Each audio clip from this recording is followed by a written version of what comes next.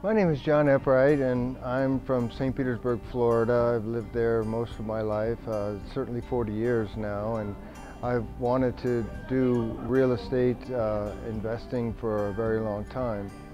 I was told to tell about what my expectations were this morning when I got here and how I feel now. I was very excited to get here. I got the chance to read the book that they told me to read, and that excited me. But after one day of being with Zack and his staff, they really seem like they're taking a personal interest in every single one of us. My expectations are greater now than when I got here this morning.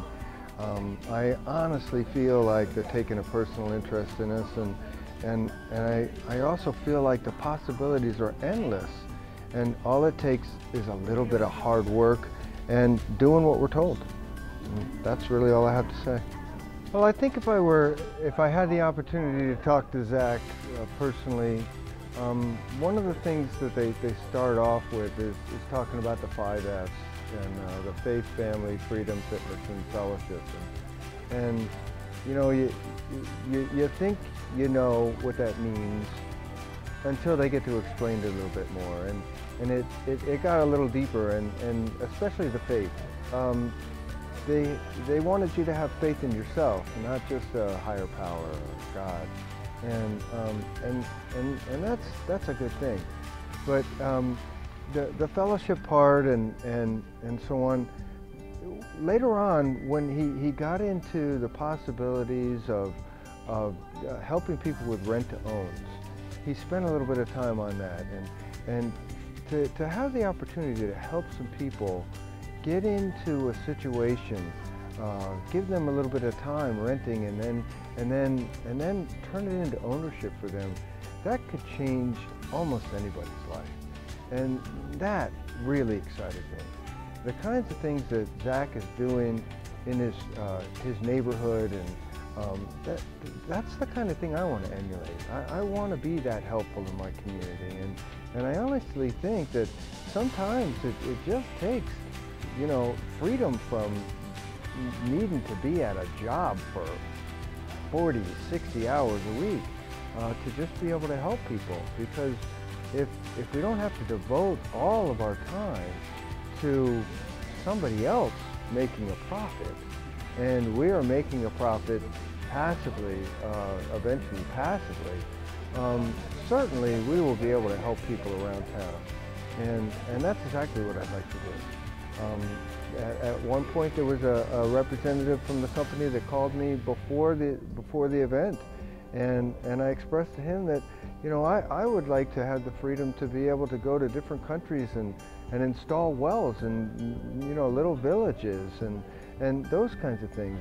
And it takes not having to be at a job for hours and hours and hours to be able to call my own shots and make my own schedule, and be able to say, you know what, we're going to put some deals on hold. We've finished this up, we've finished that up. We're going to go to India. We're going to Africa. We're going to go drill a well. We're going to go bring some medicine to somebody. Those are the kinds of things I'd really like to do, and I wanted to do them since I was young.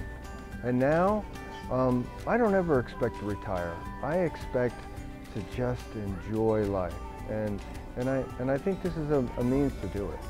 So those are the kinds of things that Zack encouraged, those becoming no longer dreams, but actually reality. And that can really happen. And that's the kind of thing I'd like to see. That's the kind of legacy I'd like to leave. I'd like people to talk about me and say, you know what, he gave, and he gave, and he gave. And when I pass on, and for my family, my children, and for the people that I help get into homes. Man, that would kind of be nice for them to show up at a funeral and say, you know what that guy did for me. And for a group like this to get this many people to be able to fulfill dreams and turn them into reality, that's some good stuff. So. You know, when I was here, we met over at Carillon for the 2-hour thing, and the staff that was there, I got a different impression between the time that I first walked up to the table to the time that I left. And I realized that the quality of people that were there facilitating that meeting was different than what you expected at some sort of event like that. And then the follow-up that they did over the phone and sending me emails and so on, that was over the top. They didn't even know for sure that I was even coming.